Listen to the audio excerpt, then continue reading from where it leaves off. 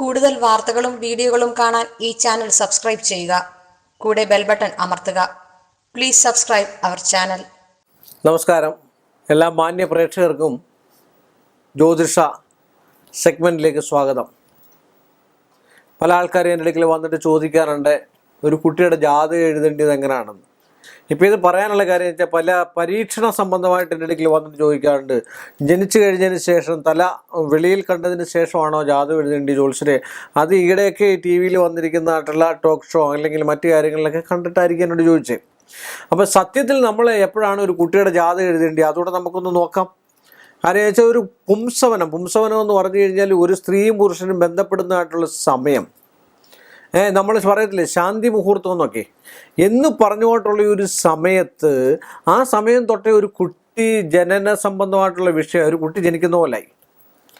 ആ കുട്ടി ജനിക്കുന്ന പോലായിട്ട് പഴയ കാലത്ത് ഒരു സന്യാസി വര്യൻ ആ കുട്ടിയെ സ്ത്രീ എന്നുള്ളത് പുരുഷനാക്കിയും പുരുഷൻ എന്നുള്ള സ്ത്രീയാക്കി മാറ്റിയിരിക്കുന്ന ചരിത്രം വരെയുണ്ട്. മന്ത്രങ്ങൾ കൊണ്ട് ഒരു കുട്ടി പ്രസവിക്കുന്നതിന് 3 മാസം മുമ്പ് ആ കുട്ടിയുടെ ജാതകം നമുക്ക് തിരുത്തി എഴുതാൻ പറ്റും, സംശയമില്ലാത്ത കാര്യമാണ്.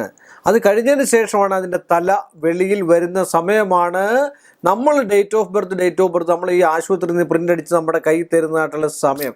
അതും കറക്റ്റാണോ എന്ന് അറിയാൻ പറ്റത്തില്ല. ഇപ്പോൾ 1-2 മിനിറ്റ് വ്യത്യാസമാവും. അതിന് എപ്പം കാണുന്നോ, ആ തല എപ്പം വെളി വരുന്നോ ആ സമയം വെച്ചിട്ട് അവരുടെ വാച്ചിൽ നോക്കുക. 5 മിനിറ്റ് ഫാസ്റ്റ് ആയി കഴിഞ്ഞാൽ അതും പോയി. അപ്പോൾ അങ്ങനെയാണ്, ആ ടൈം വെച്ചിട്ടാണ്. പിന്നെ ഒരു ജ്യോത്സ്യൻ്റെ കിട്ടിക്കഴിയുമ്പോൾ ജ്യോത്സ്യൻ്റെ കടമ എന്താ, ആ സമയത്തൊരു കുട്ടി ജനിക്കാൻ പാടുണ്ടോ, ആ സമയത്തൊരു കുട്ടി ജനിക്കുമോ എന്ന് ഗണിച്ച് നോക്കി, സ്ത്രീ ആണോ പുരുഷനാണോ എന്ന് ഗണിച്ച് നോക്കി എന്തുമാത്രം വർക്ക് ചെയ്യുന്നുണ്ട് ജ്യോത്സ്യൻ. ഞങ്ങളെയൊക്കെ സംബന്ധിച്ച്, എന്നെയൊക്കെ സംബന്ധിച്ച് ഞാൻ കൈകൊണ്ടാണ് ചെയ്യുക. ഞാനൊരു കമ്പ്യൂട്ടർ ഇല്ലായിട്ടല്ല, കമ്പ്യൂട്ടർ ഉപയോഗിക്കാറില്ല. അപ്പം കൈകൊണ്ട് കബഡി കൊണ്ട് കണക്ട് ചെയ്ത് അത് എന്താണെന്ന്, അപ്പം നിങ്ങൾ തരുന്നതായിട്ടുള്ള സമയം കൃത്യമായെങ്കിൽ മാത്രമേ ഒരു ജാതകം എഴുതാൻ പറ്റുള്ളൂ. അപ്പം 3 മാസം വരെ ഞാൻ പറഞ്ഞില്ലേ. അതിൻ്റെ കാരണം എന്താണെന്ന് വെച്ചാൽ മുനിമാർ പോലും പറയുന്നത്, പഴയ കാലത്ത് ഇതൊന്നും ഇല്ലെന്നാണ് ഈ യുക്തിവാദികളും മറ്റാൾക്കാരും പറയുന്നത്. പഴയ കാലത്ത് നടന്നിരിക്കുന്നതായിട്ടുള്ള സംഭവമാണ്. പിതൃവിനെ ഇരുത്തുന്നില്ല, പിതൃവിനെ ഇരുത്തേണ്ട കാര്യമില്ല. ആ കാശുണ്ടെങ്കിൽ പിന്നെ എന്താ അന്നദാനം കഴിക്കൂ, ആ കാശുണ്ടെങ്കിൽ എന്താ പറയുക പിന്നെ മറ്റു കാര്യങ്ങൾ ചെയ്യും, ഇങ്ങനെയൊക്കെ പറയുന്നതിൻ്റെ കാരണം അതാണ്. അപ്പോൾ ആ പിതൃ എപ്പോഴും ജന്മം എപ്പോഴും നല്ലതാണ്. ഇങ്ങനെയുള്ള കാര്യങ്ങൾക്കൊന്നും പിടിവാശി കാണിക്കാൻ പാടില്ല. ഒരു കല്യാണം നടക്കാനോ അല്ലെങ്കിൽ ഒരു മറ്റു കാര്യത്തിനോ വേണ്ടി നമ്മളൊരു വഴിപാട് നേർത്തിട്ടുണ്ടെങ്കിൽ അതവൾ കൊണ്ട് കൊടുത്താൽ ഓക്കെ, സമ്മതിച്ചു. പിതൃ എന്ന് പറഞ്ഞാൽ സ്വന്തം അച്ഛനും അമ്മയൊക്കെ മരിച്ചിരുന്നതിൻ്റെതായിട്ടുള്ള വിഷയങ്ങളാണ്. അത് സ്വന്തം രക്തത്തിൽ കലർന്നിരിക്കുന്നതായിട്ടുള്ള വിഷയങ്ങളല്ലേ. അപ്പോൾ നമ്മളിവിടെ പറഞ്ഞു വന്നിരിക്കുന്നത് ജാതകം എഴുതുന്നതിൻ്റെ കാര്യമാണ്. അതാണ് രക്തബന്ധം. ആ രക്തബന്ധം ഉണ്ടായിട്ടല്ലേ ഈ 3 മാസം മുമ്പ് ഈ ജാതകം എഴുതി കഴിഞ്ഞാൽ ആ കുട്ടിയുടെ ജാതകം കൃത്യമാകുന്നതും ഗ്രഹത്തിൽ കൃത്യമാകുന്നതും അതിൻ്റെ തല വെളി വരുന്നതായിട്ടുള്ള സമയമാണ് ലഗ്നം. അതിനാണ് ഗർഭശിഷ്ടദശ എന്ന് പറയുന്നത്. ഇത്ര വയസ്സ്, ഇത്ര മാസം, ഇത്ര ദിവസവും വരെ ചൊവ്വാദശ. അത് എന്തുവാണ്? ഗർഭത്തിൻ്റെ ശിഷ്ടം, അത് തല വെളിയിൽ വന്നിരിക്കുന്നതായിട്ടുള്ള ശിഷ്ടദശ. ഇപ്പോഴും ചില ജ്യോത്സ്യന്മാരൊക്കെ എഴുതുന്നത് എന്തുവാ, ശിഷ്ടദശ. അത് ഗർഭശിഷ്ടദശ എന്ന് തന്നെ എഴുതണം. അതാണ് ഗുരുവിൽ നിന്ന് പഠിക്കണമെന്ന് പറയുന്നത്. ഗർഭശിഷ്ടദശ എന്ന് എഴുതേണ്ടി, അല്ല ശിഷ്ടദശ എന്നല്ല. അത് ഇപ്പം പഠിച്ചിറങ്ങുന്ന കുറേ ജ്യോത്സ്യന്മാരുണ്ട്, അവരങ്ങനെ എഴുതത്തുള്ളൂ. കാര്യം എന്താണെന്ന് വെച്ചാൽ അത് അല്ലാതെ പഠിക്കുന്ന ആൾക്കാരാണ്. പാരമ്പര്യ മുഖാന്തരമായിട്ട് പഠിക്കുന്നത് ഗർഭശിഷ്ടദശ എന്ന് എഴുതത്തുള്ളൂ. അവന് പിന്നെ ഒരു പുംസവനം തൊട്ടുള്ള കാര്യങ്ങൾ പറഞ്ഞു കൊടുക്കും, ഗുരു പറഞ്ഞു കൊടുക്കും. ഇത് ഒരു കുട്ടിയുടെ ജനിച്ച സമയം വെച്ചിട്ട് അതിനെ ഗണിക്കുക. ഉദയത്തിൻ്റെ കൂടെ ഉദയാൽപരം കൂട്ടി കഴിയുമ്പോൾ ആ മാസത്തെ രാശി കിട്ടും. ആ മാസത്തെ രാശി കിട്ടി അടുത്ത രാശി ധനു ആണെങ്കിൽ മകരത്തിൻ്റെ എത്രയാണ്, പിന്നെ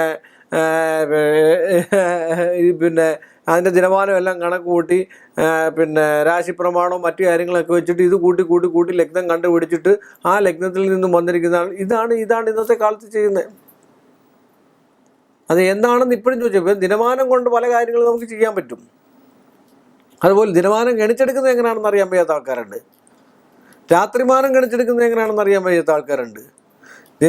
ഒരു പഞ്ചാംഗം എങ്ങനെ ഗണിച്ചെടുക്കണമെന്ന് അറിയാൻ വയ്യാത്ത ആൾക്കാരുണ്ട്. ദിനമാനമൊക്കെ നമുക്ക് കയ്യെ ഗണിക്കാവുന്നേ ഉള്ളൂ.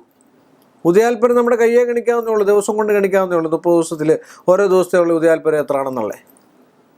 അപ്പോൾ എന്ന് പറയുന്ന പോലെ കുട്ടി തല പുറത്ത് വരുന്ന സമയത്താണ് ഒരു ആളിൻ്റെ സാധാരണ നമ്മളിപ്പം ജാതി എഴുതുന്ന. പഴയ കാലത്തൊക്കെ എന്ന് പറഞ്ഞു കഴിഞ്ഞാൽ ഞാൻ പറഞ്ഞില്ലേ, കുട്ടി ആണിനെ പെണ്ണിനെയൊക്കെ ആക്കിയിട്ടുണ്ട്. അത് കൃഷ്ണൻ്റെ കഥകളിൽ പോലും നമ്മൾ വായിച്ചിട്ടുണ്ട്.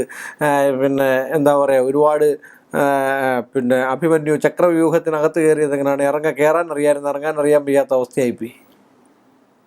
അപ്പോൾ അത്ര ശക്തിമത്തായിട്ടുള്ള ഒരു അവസ്ഥയാണ് ഗർഭിണി അല്ലെ ഗർഭം ധരിക്കുക, ഒരു കുഞ്ഞിനെ പ്രസവിക്കുക, ഒരു ബീജം ഉള്ളിച്ചെന്നതിന് ശേഷം ഒരു ജീവനെ തരിക എന്ന് പറഞ്ഞാൽ. ഇന്നത്തെ കാലത്ത് ഇങ്ങനെയൊക്കെയുള്ള ജീവനെ കിട്ടുന്നതാണ് കൊണ്ട് കളഞ്ഞിട്ട് വളരെ മോശമായിട്ട് നടക്കുന്നതായിട്ടുള്ള ചില സ്ത്രീകളൊക്കെ ഉള്ളത്. അമ്മയാന്ന് പറയാൻ പറ്റുമോ? ഒരിക്കലില്ല.